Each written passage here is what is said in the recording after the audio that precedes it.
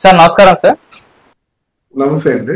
Sir Mahesh Babu గారు రాజమౌళి గారు వీళ్ళ కాంబినేషన్ లో రాబోతున్న సినిమా ఈ 15వ తారీఖున ఒక ఈవెంట్ చేయబోతున్నారు సార్. రామోజీ ఫిలిం సిటీలో చాలా గ్రాండ్ గా సెలబ్రేట్ చేయబోతున్నారు.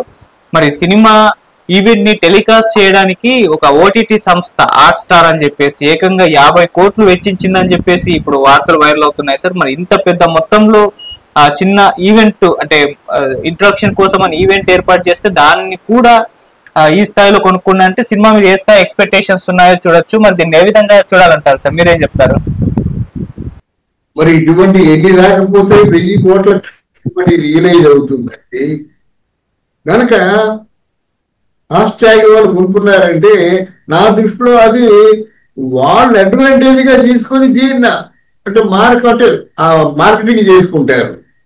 ఎందుకంటే రాజమౌళి సినిమా, మహేష్ బాబు సినిమా, అందులో 1000 కోట్ల పెట్టుబడితో తీసినటువంటి సినిమా.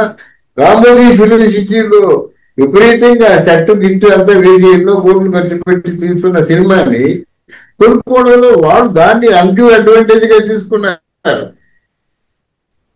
రాజమౌళికి లాభాలు కాదు, వాళ్ళ లాభం. ఇక్కడ రాజమౌళి ఏం చేస్తాడంటే రాజమౌళి మంచి మైండ్ గా మారుతాడు. చూసావా సినిమా పబ్లిసిటీ వాళ్ళు ఇచ్చుకుంటే దాన్ని కొనుక్కున్నారు అనేటువంటి మార్కెట్ లో టాప్ వస్తుంది కదా. ఈరోజు మార్కెటింగ్ చేయడంలో రాజమౌళిని మించిన మొనగాడు ఎవరు లేరు అని చెప్పడానికి ఓ చిన్న మచ్చుతోనక కనుక అది డెఫినెట్ గా ఈ సినిమా మీద ఇట్లాంటి జిమ్మిక్స్ చాలా ఉంటాయి. ఇట్లాంటి జిమ్మిక్స్ చాలా ఉంటాయి అన్నమాట. నేను చెప్తున్నాను కదా, ఇందులో Mahesh Babu life time cinema తర్వాత మహేష్ బాబు సినిమాల్లో చేస్తారని అనుకోను నేను. కనీసం 2 years రెస్ట్ తీసుకుంటాడు ఈ సినిమా తర్వాత, బాగా అలసిపోతాడు అన్నమాట. అలాగే రాజమౌళికి ఈ సినిమా తర్వాత చాలా సినిమాలు ఉన్నాయి వరుసగా. ఎన్టీఆర్తో సినిమా అంటున్నారు, పవన్ కళ్యాణ్తో సినిమా అంటున్నారు, అజీరానందంతో సినిమా అంటున్నారు. మరి ఏ సినిమా మొదలు పెడతాడో ఆయనకే తెలియాలన్నమాట. ఏది ఏమైనప్పుడు కూడా రాజమౌళి తాలూకు మార్కెటింగ్ అవుట్లుక్ లో ఇది ఒక చిన్న మచ్చుతున్నమాట. డెఫినెట్ గా ఈ సినిమాని మంచి మార్కెటింగ్ చేస్తాడు, at the same time Oscar award కూడా కొడతాడు. అయితే పెట్టుబడి వస్తుందా రాదా అన్నదే నాకు నిన్న చెప్పాను, ఈ రోజు చెప్తున్నాను అనమాట. అంత పెట్టుబడి రావాలంటే, బ్రేక్ ఈవెన్ అవ్వాలంటే అది ఇట్స్ ఎ వండర్. అది ప్రపంచవేత్తల్లో ముఖ్యంగా ఫిల్మ్ ట్రేడ్ లో ఒక వింతగా మిగిలిపోతుంది, wonder of the film trade గా మిగిలిపోతుంది ఈ రాజమౌళి సినిమా మార్కెటింగ్ కానీ రిలీజ్ అయిన తర్వాత ప్రేక్షకుడు ఎదుర్పులో కానీ. ఓకే, అంటే కానీ సార్ ప్రపంచవ్యాప్తంగా దీన్ని తీసుకెళ్తున్నారు, 120 కంట్రీస్ లో తీసుకెళ్తున్నారు, చాలా లాంగ్వేజ్ లో రిలీజ్ అవబోతుంది, ప్రమోషన్స్ అయితే విపరీతంగా చేస్తున్నారు. మరి ఈ స్థాయి సినిమాకి 1000 కోట్లు ఈజీనే టార్గెట్ కదా సార్? లేదండి, 1000 కోట్లు మనం ఎక్కడున్నామండి? ఫిల్మ్ ట్రేడ్ లో మన తెలుగు సినిమా లేదండి. మొదట్లో తెలుగు సినిమా, ఇండియాలో సినిమా అంటే హిందీ సినిమాయే. దాని తర్వాత మేము ఉన్నాం అనుకుని వచ్చిన వాళ్ళు మలయాళం వాళ్ళు. దాని తర్వాత ఈ మధ్య కాలంలో పెద్ద తెలుగు సినిమా ఒక పెద్ద పీట వేసుకుంటుంది.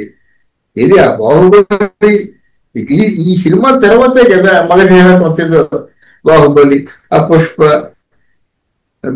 ఈ మధ్యకాలంలో ఈ సాహో కానీ ఇట్లాంటి సినిమాలు ఆల్ ఓవర్ ఇండియా ఇంటర్నేషనల్ కూడా మంచి పేరు తెచ్చుకున్నాయి. ఇప్పుడు ఏదో మంచి రికార్డు కలెక్షన్స్ తో పోతుంది అనుకున్నటువంటి ఓజీ అంత ఆశాజనకంగా పోలేదు. గనక 1000 కోట్లు మీరు పెట్టుబడి పెట్టేస్తున్నారు. ఆ పెట్టుబడి తిరిగి రావడం అన్నది వింత. మీరు కరెక్టేనండి, ఎన్నో దగ్గర 3000 థియేటర్లు వాళ్ళు ఎన్నో కంట్రీస్, 130 కంట్రీస్, 3000 థియేటర్లు అనుకుంటున్నారు. ఇవన్నీ కరెక్టే. మీ ఫారిన్ కంట్రీల్లో థియేటర్లో రిలీజ్ అయినట్టయితే అక్కడ మీకు వచ్చే వసూలు చాలా తక్కువ వస్తుంది.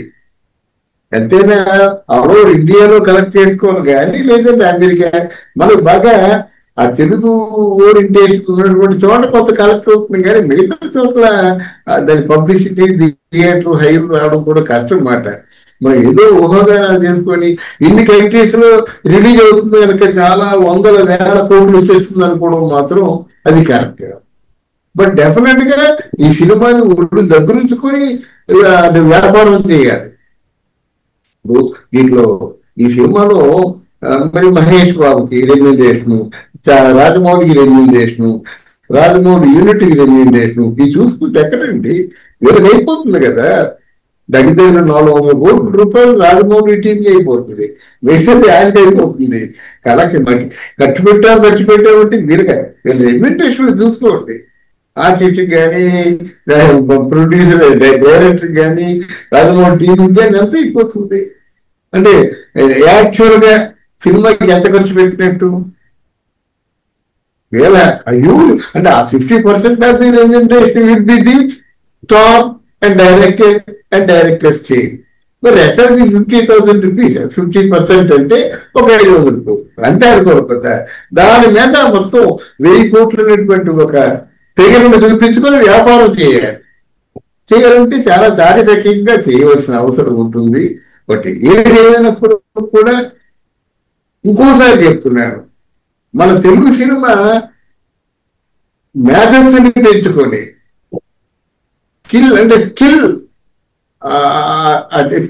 నైపుణ్యాన్ని పెంపొందింపజేసుకొని దాంతో సినిమా తీయాలి. కానీ డబ్బుతో సినిమా తీసే అలవాటు ముందు కొత్త డైరెక్టర్స్ చేయకూడదండి.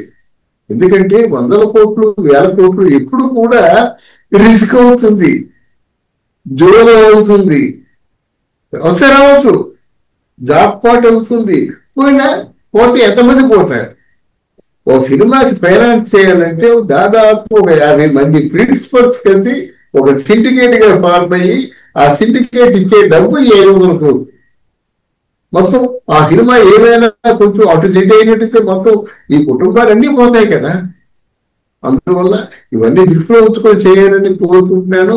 ఈయనే రాజమౌళి మాత్రం చాలా దూరదృష్టితో ఉంటాడు, మార్కెటింగ్ కూడా చూసుకుంటాడు. కనుక సినిమా నైపుణ్యం ఎంతైతే ఉందో మార్కెటింగ్ నైపుణ్యం అంతే ఉంది. అటువంటి రాజమౌళిని నా కోరిక ఏంటంటే ఇలా కాదు, మీరు ఏగలాంటి సినిమాలు తీయాలి, మర్యాద రామన్న లాంటి సినిమాలు తీయాలి. అప్పుడు తెలుగు సినిమా బతుకుతుంది. ఒక మర్యాద రామన్న తీసినడితే 100-150 కోట్లు వచ్చినడితే ప్రొడ్యూసర్ 50 కోట్లు పోతే 100 కోట్లు మిగులుతున్నాయి. 100 కోట్లు పెట్టుబడి పెడితే 400 కోట్లు ఫైనాన్స్ వస్తుంది. పెద్ద ప్రొడ్యూసర్ అవుతున్నాడు, ఓ మార్కెట్ పెట్టుకుంటే ఆ మార్కెట్ లో సినిమాలు తీయండి అంటున్నాను నేను. అందుకే మీరు ఇలాగా టాలెంట్ ఉంటే స్కిల్ ఆ పవర్ ఉన్నట్టు వాళ్ళేమో అవన్నీ వదిలేసి మీరు పూర్తిగా 100 కోట్లు 1000 కోట్లు పెట్టుబడి సినిమా తీసినట్టయితే తెలుగు సినిమా ఇండస్ట్రీలో సినిమా తీసేవాళ్ళు తెలుగు సినిమా టెక్నీషియన్స్ ఏమవుతారు? అది ఒకసారి ఆలోచించుకోవాల్సిన అవసరం ప్రొడ్యూసర్లు, డైరెక్టర్లు. Thank you so much sir.